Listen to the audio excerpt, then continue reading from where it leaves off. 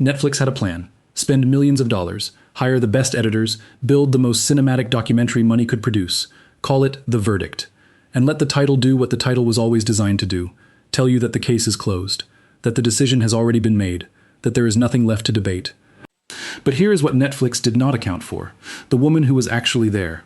The woman who sat beside Michael Jackson during the worst years of his life, who answered the phone when he called from hiding, who stood in front of 60 million people and looked them directly in the eye.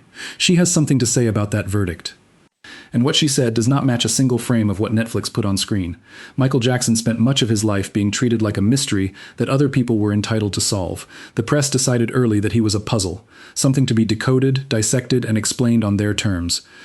And the more he refused to give them what they wanted, the more he stayed calm when they expected rage, the more he smiled when they expected tears, the more aggressively they pushed. They gave him a nickname he never asked for, Wacko Jacko. He addressed it once, quietly, with more composure than most people could manage under the same pressure. Where did that come from? Some English tabloid? I have a heart and I have feelings. I feel that when you do that to me, it's not nice. Don't do it. That was Michael Jackson. Not the version Netflix built, not the version the tabloids manufactured. The actual man, sitting under a camera light, choosing dignity over drama every single time, and the people who actually knew him, who sat beside him, who watched the investigations unfold from the inside, they remember something the documentary refused to show.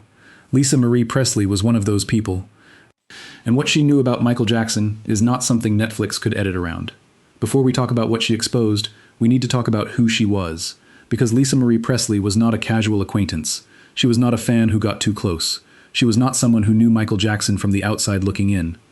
She was the daughter of Elvis Presley, a woman who had grown up inside the most brutal, most unforgiving machinery of celebrity that America had ever produced. She had watched fame destroy her father. She understood what it meant to be the most famous person in the world and have nowhere to hide. She did not need Michael Jackson's name. She did not need his money. She did not need the controversy that came attached to him like a shadow in 1994 when they married, quietly, privately, in the Dominican Republic, and shocked the entire world in the process. When the news broke, nobody believed it. The press called it a publicity stunt, a calculated move to rehabilitate Michael's image in the aftermath of the 1993 allegations, a performance designed to make him look normal, look stable, look like someone the public should trust again. That is what they said. But here is the thing about that theory. It requires Lisa Marie Presley, a woman who had spent her entire life watching the press destroy people she loved, to be naive enough to be used as a prop. And anyone who watched her sit across from Diane Sawyer in 1995 knows that naive is the last word you would ever use to describe her. In 1995, roughly 60 million people watched that interview. 60 million. It was not a soft celebrity chat. It was not a friendly conversation over coffee. Diane Sawyer came in with the full weight of primetime television behind her, and she did not come to be kind. She came to crack something open. She pressed on the allegations. She pressed on the marriage. She pressed on whether the whole thing was real or whether it was a performance designed to manage a public relations disaster. And Lisa Marie Presley sat there, calm, direct, completely unshaken, and said things that the press buried the moment the interview ended. She said she had been in contact with Michael throughout the entire 1993 investigation, not occasionally, not from a distance, constantly, on the phone with him when he disappeared, connected to him through every moment of the worst period of his public life. She was supposed to be with him in Puerto Rico when he left. She was part of it. She was inside it. And what she witnessed during those conversations was not the behavior of a man concealing guilt. It was the behavior of a man who was catatonic with outrage at what was being done to his name. That is her word. Catatonic. She did not have to say that. She chose to say it. In front of 60 million people, knowing exactly what it would cost her to stand next to someone the world had already decided was guilty. That is not a performance. That is a woman telling the truth about what she saw. Now let us talk about what Netflix chose to do with that truth. Because the verdict was not built as an investigation. It was built as a conclusion. The title tells you everything you need to know about the intent. A verdict is not a question. A verdict is not an exploration. A verdict is a decision that has already been reached. And everything that follows is simply the presentation of that decision to an audience who is expected to accept it. What Netflix understood is that Michael Jackson could not respond. He was gone. His voice could not answer back. His lawyers could not call witnesses. His side of the story existed only in interviews recorded years before. Fragments of a man trying to correct a narrative that had already been written around him without his permission. So they assembled their case out of old allegations, repackaged accusations, and the kind of tone that tells the viewer exactly how to feel before a single piece of evidence is presented. They dressed it in cinematic production. They gave it a serious, authoritative voice. They surrounded it with the visual language of truth, the kind of documentary style that feels like a courtroom, feels like journalism, feels like something that has been rigorously checked and verified. And then they broadcast it to the world as the final word on a man who could not speak back. Lisa Marie Presley saw this playbook before. She recognized it instantly, because she had watched it happen in 2003, when Martin Bashir spent months with Michael, gaining his trust, walking through his life, filming his children, sitting in his home, and then assembled that footage into a documentary that Michael later said made him feel completely betrayed. Bashir was given access that almost no journalist in the world had ever been given, and what he did with that access was not journalism. It was a constructed portrait designed to make Michael look strange, look dangerous, look like someone the public should fear. Michael addressed it directly. He said the documentary was a lie. He said what Bashir showed the world was not what actually happened. He said the context was stripped away, the moments were reframed, and the version of him that ended up on screen was not the version that existed in that house during those months. Netflix studied that template, and they used it again. But this time there was nobody to respond. No rebuttal tape, no counter-documentary, no interview where Michael could sit across from a camera and say, calmly, precisely, with that particular composure that always seemed to unsettle the people questioning him, that what you are seeing is not the truth. What there is instead is the record, the actual record, the documented, publicly available, federally investigated record of what happened when the full weight of the American legal system turned its attention toward Michael Jackson. And that record tells a story that is completely different from the one Netflix broadcast. In 1993, Michael Jackson became the subject of one of the most high-profile criminal investigations in American history. The allegations against him were serious. The media coverage was relentless. His name was everywhere, on every front page, on every television screen, on every tabloid rack in every supermarket in the country. The investigation was exhaustive. Law enforcement went through his properties. They collected evidence. They interviewed witnesses. They built a case with the full resources of the California criminal justice system behind them. And then the FBI got involved. Not briefly, not as a formality.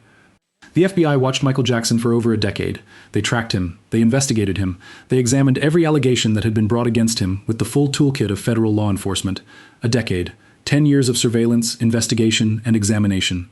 And what they found, what the federal investigation produced after 10 years of treating Michael Jackson as a subject of serious criminal scrutiny, was nothing. Not reduced charges, not a quiet settlement to make something go away, not evidence that was too complicated to prosecute, nothing. The files are public record. You can read them. They exist, and what they show is a decade of federal investigation that produced zero evidence of criminal conduct. Think about what that means. The people Netflix presented in The Verdict as authoritative voices on Michael Jackson's guilt were making claims that 10 years of federal law enforcement could not substantiate. They were presenting conclusions that the FBI, with every resource available to them, could not reach. Lisa Marie Presley understood this because she was there when it happened. She watched the investigation from the inside. She was on the phone with Michael while the machinery of the American legal system was grinding through every corner of his life. She knew what the investigation found because she was connected to the man being investigated, and when Diane Sawyer pressed her, when 60 million people were watching and the pressure in that studio was as high as it could possibly get, she did not hesitate. She said what she knew. She said the behavior she witnessed was not the behavior of a guilty man. Now here is what the press did with that statement.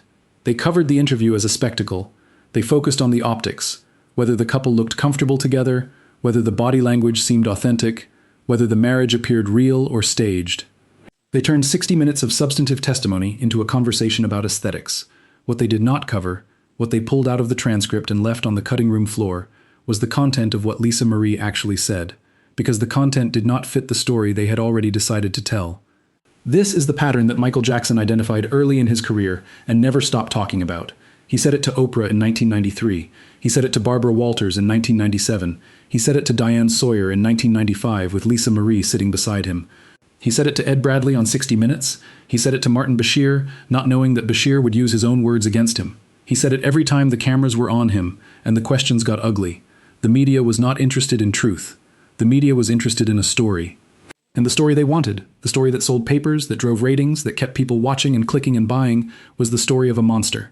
And once that story was written, everything Michael said in response became evidence for the story rather than a challenge to it. When he stayed calm, they said he was strange. When he explained himself, they said he was rehearsed. When he pushed back, they said he was defensive. When he refused to engage, they said he was hiding something. There was no version of Michael Jackson's behavior that the media was willing to read as innocence. Netflix inherited that framework. They did not build it. It was already there, already decades old, already baked into the way the public had been taught to see him. What they did was dress it in the visual language of serious documentary filmmaking and present it as a final judgment, the verdict. But a verdict requires something that the verdict did not have. It requires the accused to have a voice. It requires cross-examination.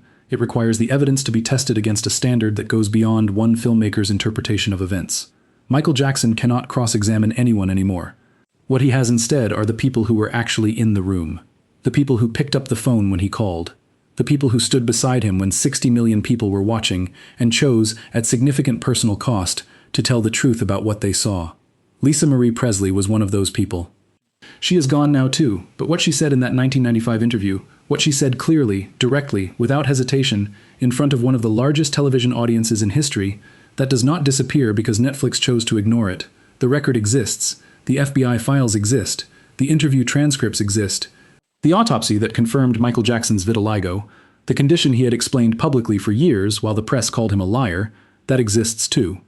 Every time Michael sat across from an interviewer who wanted to catch him in something, who wanted to crack the composure and find the darkness underneath, he did the same thing. He told the truth, quietly, precisely, without giving them the explosion they were hoping to turn into a headline. He said his skin condition was real, and the autopsy proved it. He said the police photographs found nothing that matched the allegations, and the investigation confirmed it.